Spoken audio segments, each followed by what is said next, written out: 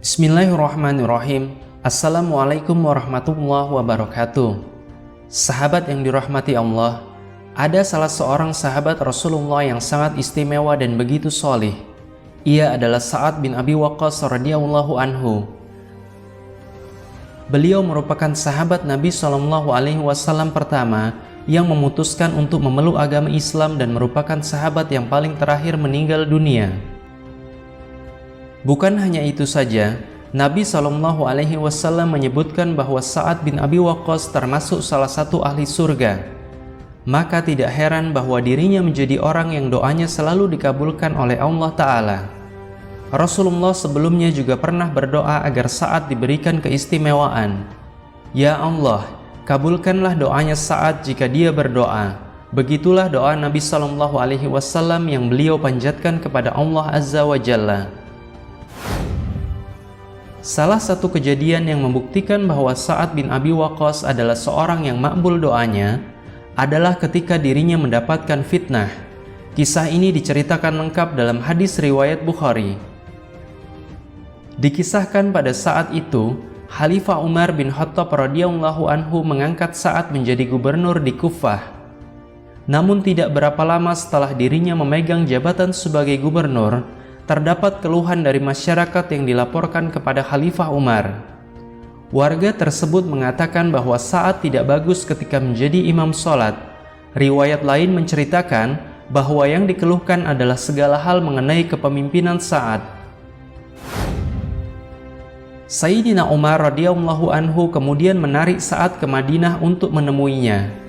Sesampainya Sa'ad di Madinah, Khalifah Umar langsung berkata, "Wahai Abu Ishaq, sesungguhnya penduduk Kufah menganggap engkau tidak bagus dalam sholatmu."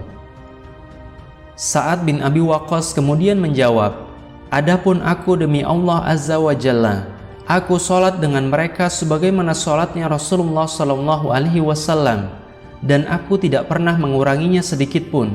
Aku mengerjakan sholat Isya sementara aku panjangkan pada rakaat awalnya dan aku pendekkan pada rakaat akhirnya."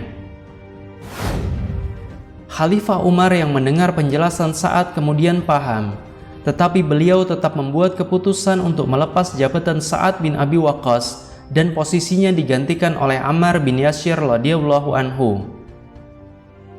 Keputusan Khalifah Umar melepaskan jabatan Sa'ad bukan karena dirinya percaya dengan informasi buruk yang diterima tentang Sa'ad, melainkan Khalifah ingin mengantisipasi timbulnya fitnah yang lain. "Aku melepaskan jabatannya bukan karena dia tidak mampu atau khianat," ujar Khalifah Umar pada suatu hari. Untuk mengecek berita fitnah ini, Khalifah kemudian mengutus beberapa orang untuk mendatangi beberapa masjid. Ketika utusan Khalifah Umar sampai di suatu masjid, mereka bertanya kepada masyarakat tentang bagaimana kepemimpinan Sa'ad bin Abi Waqqas. Orang-orang yang ditanya kemudian menjawab bahwa beliau adalah orang yang baik dan gubernur yang baik dalam memimpin. Para utusan kembali melanjutkan perjalanan mereka.